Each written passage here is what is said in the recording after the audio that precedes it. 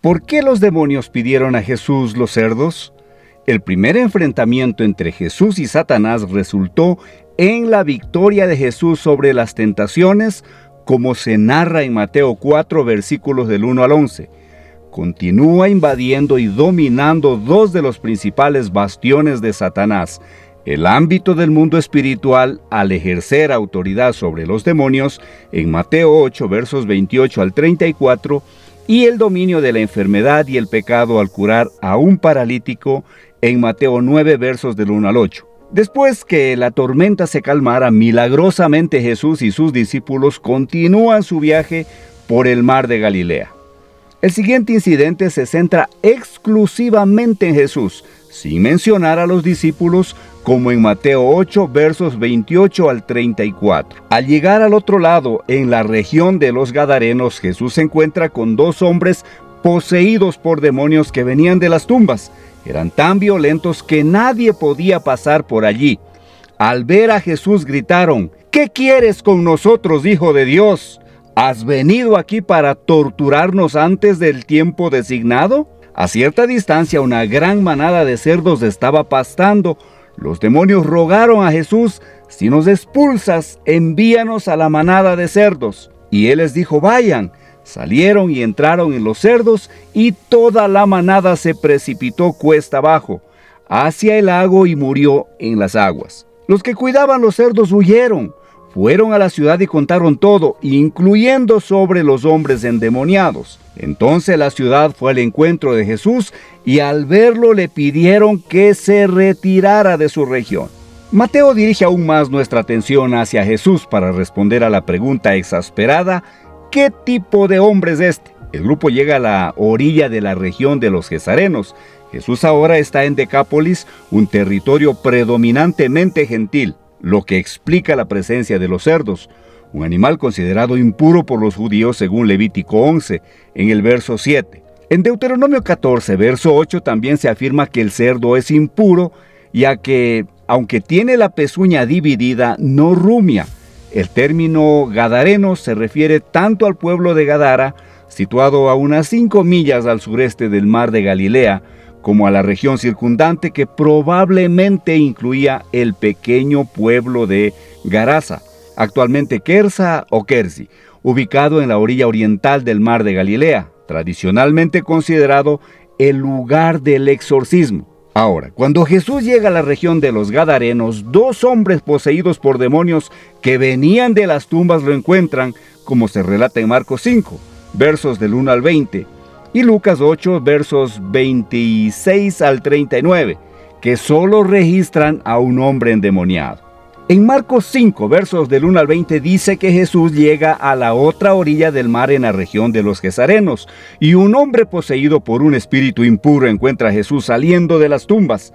Este hombre vivía en las tumbas y nadie podía someterlo, ni siquiera con cadenas. Había sido frecuentemente encadenado por los pies y maniatado, pero rompía las cadenas y despedazaba a las esposas. Nadie tenía suficiente fuerza para dominarlo. Noche y día entre las tumbas y en las montañas gritaba, se autolesionaba con piedras. Viendo a Jesús, corrió y se postró ante él gritando: ¿qué quieres con nosotros, Hijo del Altísimo? Te ruego por Dios que no me atormentes. Pues Jesús estaba ordenando al espíritu impuro: sal de este hombre. Jesús le preguntó: ¿cuál es tu nombre? Él respondió: mi nombre es Legión, porque somos muchos. Y rogó insistentemente para que no los mandara salir de esa región. La Biblia cuenta que había una gran manada de cerdos pastando en la ladera, y los demonios pidieron a Jesús: envíanos a los cerdos para que entremos en ellos. Jesús les dio permiso y los espíritus impuros salieron y entraron en los cerdos. La manada de aproximadamente 2,000 cerdos bajó la ladera a toda velocidad hacia el mar y allí se ahogó. Los cuidadores de los cerdos huyeron y contaron lo sucedido en la ciudad y en el campo. La gente fue a ver lo que había ocurrido y vieron al hombre que había estado poseído por la legión de demonios, sentado, vestido y en su sano juicio, y se asustaron. Aquellos que lo vieron todo contaron a los demás lo que había sucedido con el hombre endemoniado y con los cerdos y comenzaron a pedir a Jesús que se alejara de esa región. Cuando Jesús entró en la barca, el hombre que había estado poseído por los demonios le rogó que se quedara con él, pero Jesús no lo permitió, diciéndole: «Ve a tu casa, ve con tu familia y cuenta cuánto ha hecho el Señor por ti y cómo ha tenido misericordia de ti». El hombre partió y comenzó a proclamar en Decápolis cuánto había hecho Jesús por él, y todos se maravillaron. Ahora grandes multitudes de Galilea, de Decápolis, de Jerusalén, de Judea, de la región más allá del Jordán también seguían a Jesús. La situación era peligrosa, pues los dos hombres eran tan violentos que nadie podía pasar por allí. Estos eran conocidos y temidos por el público en general. Los demonios, al igual que Satanás, reconocieron rápidamente el estatus de Jesús como Hijo de Dios, como se narra en Mateo 4, versos del 3 al 6. Este es un título que los discípulos eventualmente usarán cuando desarrollen una mejor comprensión de su singularidad, como aquel a quien el Padre reveló ser su Hijo amado, según Mateo 17, el verso 5. Pero viniendo de los demonios el uso del título, anuncia su reconocimiento de que otro bastión de Satanás, el mundo espiritual, está siendo invadido y dominado por los demonios. Estos contrastan con los discípulos en el verso 27, pues saben quién es Jesús. Sin embargo, a pesar de ese entendimiento, siguen siendo demonios. Conocer a Jesús pero odiarlo es demoníaco, ¿sabías? La pregunta que los demonios le hacen a Jesús puede ser tanto dura como gentil, dependiendo del contexto. En Marcos 1, verso 24, se presenta de manera odiosa y con miedo el título Hijo de Dios. Probablemente debe entenderse en su sentido más rico. Los demonios reconocen a Jesús, no solo en términos de su poder, sino también en el término de su persona. Él era el Hijo de Dios, Él era el Mesías. La segunda pregunta indica que las huestes demoníacas serán torturadas y rechazadas eternamente. Así lo dice Judas 6. Al hacer la pregunta, reconocen que Jesús es aquel que realizará ese deber judicial en el tiempo designado, confirmando así el significado completo de Hijo de Dios. El hecho de que Jesús esté limitando la actividad de ellos antes del tiempo definido, la expulsión de los demonios por Jesús, era una señal de que el reino se estaba acercando. Estos demonios parecen estar bien conscientes de un tiempo predeterminado para el juicio de las tropas de Satanás. Mira, ellos dicen: ¿qué quieres con nosotros, Hijo de Dios? ¿Has venido aquí para torturarnos antes de la hora? Esto preanuncia la llegada del reino, así como la invasión y conquista de los bastiones de Satanás.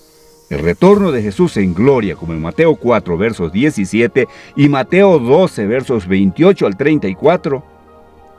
Allí los demonios ruegan a Jesús que acepte su propuesta, lo cual él hace. Después de recibir permiso de Jesús, los demonios abandonan a los hombres y entran en la manada de los cerdos. Cuando los demonios entran en la manada de los cerdos, enloquecieron y se arrojaron a un acantilado al mar de Galilea. Irónicamente, el intento de los demonios de evitar el castigo eterno llevó a la destrucción de sus huestes terrenales. Jesús no tenía razón para no aceptar su propuesta, ya que esto servía a sus dos objetivos. El primero resultó en la liberación de los hombres de los demonios, y el segundo, los cerdos eran criaturas impuras, según la tradición judía. Por lo tanto, un emblema adecuado y un refugio seguro para los demonios. Tercero, aceptar la propuesta de ellos no alteraba el destino final de los demonios en el día del juicio. Por lo tanto, Jesús aceptó su propuesta, ya que los demonios estaban esencialmente haciendo el trabajo de Jesús por él. Jesús no estaba cometiendo pecado al aceptar la sugerencia de los demonios. Por otro lado, el encuentro de Jesús con Satanás en el desierto fue completamente diferente. Si Jesús cediera a las peticiones de Satanás, sería llevado a la desobediencia, Como resultado, Jesús sorprendió a Satanás con las Escrituras. Él le reprendió y se negó a ceder a las demandas de Satanás. Esta es la principal distinción entre los dos casos. La petición de los demonios en Mateo 8 no llevó a Jesús a pecar, mientras que las demandas de Satanás sobre Jesús estaban diseñadas para llevarlos al pecado. ¿Entiendes? Los demonios ruegan ser enviado a una manada de cerdos cercana, lo cual no sería una idea desagradable para los judíos que consideraban cerdos y demonios de la misma orden. Jesús advirtió a sus discípulos para no lanzar perlas a los cerdos, como en Mateo 7, verso 6. Según Pedro, los falsos maestros son personas que volverán a su naturaleza pagana, como dice en 2 de Pedro 2, verso 22. Sin embargo, como la orilla mar de Galilea es una zona gentil, esta no era una manada salvaje, sino cerdos siendo criados para el mercado. Sus propietarios quedarían devastados si perdieran esa enorme manada que Marcos estima alrededor de unos 2,000. Marcos 5, verso 13, el pedido de los demonios para entrar en los cerdos tiene propósito adicionalmente mortal. Los demonios son conocidos por infligir daño y agonía a la creación de Dios y hacen lo posible para alimentar la hostilidad contra Jesús y su invasión del bastión de Satanás, como en Mateo 17, versos 14 al 20. La destrucción de los cerdos lleva a los gentiles de la región a pedir a Jesús que se retire. Esta propuesta es un triste comentario sobre la perversión de sus valores, pues esperaría que se alegraran con una victoria sobre los demonios de Satanás. Pero como afirma un comentarista, a lo largo de los siglos el mundo ha rechazado a Jesús porque prefiere los cerdos. Jesús no destruye los demonios, en lugar de eso permite que el mal siga su curso en este mundo hasta el día en que todo será corregido. El desenlace del exorcismo no es mencionado en Mateo, pero Marcos y Lucas observan que el hombre gesareno endemoniado imploró para unirse a Jesús. Sin embargo, Jesús lo instruye a volver a casa y contar a su familia y amigos cuánto Dios ha hecho por él. Al ver a los discípulos con Jesús, el ex endemoniado desea ser como ellos, pero Jesús lo envía de regreso a su país natal para testificar. En cierto sentido, los 12 serían pescadores de hombres, pero entre su propio pueblo, ese gentil ahora es seguidor de Jesús, sería también un pescador de hombres. Sin embargo, a la luz de los versículos 33 y 34, la pérdida de la manada se convierte en un medio para exponer los verdaderos valores de las personas de la zona, que prefieren los puercos en vez de personas y cerdos en vez del Salvador. En Mateo capítulo 8, versos 34, se revela el carácter pecaminoso de la humanidad. Jesús acaba de expulsar una legión de demonios de 2 hombres y enviar los espíritus malignos a una manada de cerdos que se precipitó en dirección a un precipicio y dentro del mar donde se ahogaron. Cuando los pastores contaron lo que sucedió a los individuos de la ciudad cercana, toda la comunidad se enfureció con el Salvador. ¿Cuál era el principal problema de ellos? Era la posible caída de la economía y la pérdida de los negocios. Estaban más preocupados por su bienestar económico que por su salud espiritual. Cuando vieron a Jesús acercándose a la ciudad, le pidieron que se retirara. Desafortunadamente, somos culpables del mismo error. Nos acostumbramos a vivir en el pecado y no queremos pensar en Dios, especialmente si eso significa la pérdida de placeres o ingresos financieros. Pero aferrarse al pecado es una de las cosas más tóxicas que podemos hacer. El final de esta historia es significativo. El ministerio de Jesús no se restringe a los judíos, sino que prefigura la misión a los gentiles. También muestra que la oposición a Jesús no es exclusivamente judía. En ese sentido, confirma que los opositores no son elegidos en función de la raza, sino de acuerdo con su respuesta a Jesús. La reflexión sobre nuestra propensión al pecado y la resistencia a permitir que Dios los remueva, especialmente cuando implica la pérdida de placeres o ingresos, está profundamente ligada en las Escrituras. La Biblia a menudo aborda el conflicto entre los deseos terrenales y la obediencia a Dios, que son dos cosas completamente diferentes. Mateo 6, versos 19 al 24, Jesús habla sobre la imposibilidad de servir a dos señores, enfatizando que no podemos servir tanto a Dios como a las riquezas. Esta enseñanza resalta la idea de que la lealtad al pecado y la búsqueda de ganancias materiales pueden alejarnos de Dios, como la historia de los gadarenos, donde los lugareños prefieren su economía basada en cerdos. Ilustra un patrón recurrente en las Escrituras, donde las personas a menudo eligen intereses mundanos en detrimento de lo que es espiritualmente correcto. En Romanos 12, versos 1, Pablo exhorta a los cristianos a no conformarse con el patrón de este mundo, sino a ser transformados mediante la renovación de sus mentes, que puedan discernir la voluntad de Dios. Esto sugiere que la resistencia al pecado y la transformación espiritual son fundamentales para la fe cristiana. El ministerio de Jesús, que se extiende a los gentiles, es un tema central en el Nuevo Testamento. Efesios 2, versos del 11 al 18, discute cómo Cristo eliminó la barrera entre judíos y gentiles, creando en sí mismo un nuevo pueblo. Esta inclusión de los gentiles es la promesa de salvación, refleja la universalidad del amor y de la misericordia de Dios. Esto refuerza la idea de que la oposición a Jesús y su mensaje no se basa en etnia u origen cultural, sino en la disposición del corazón para responderle a Él. La narrativa en Mateo también destaca que la oposición a Jesús trasciende barreras raciales y culturales.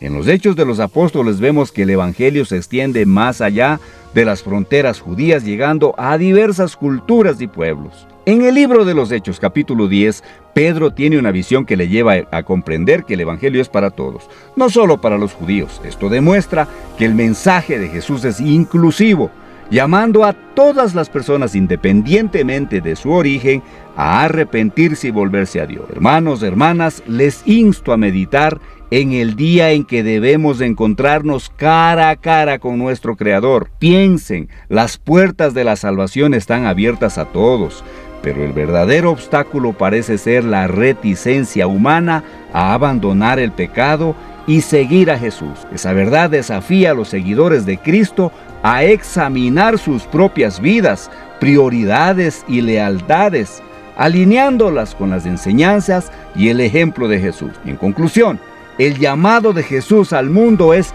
volverse a Él en arrepentimiento y fe para salvación. Déjanos saber en los comentarios tu opinión al respecto a lo expuesto en este video. Que Dios los guarde del mal, hermanos, hermanas. Sigamos edificando nuestras vidas con el conocimiento de la palabra de Dios. Sabiendo que su venida está cerca, compartan este video para que sus seres queridos y amados también sean bendecidos. Así que continuamos en el siguiente video.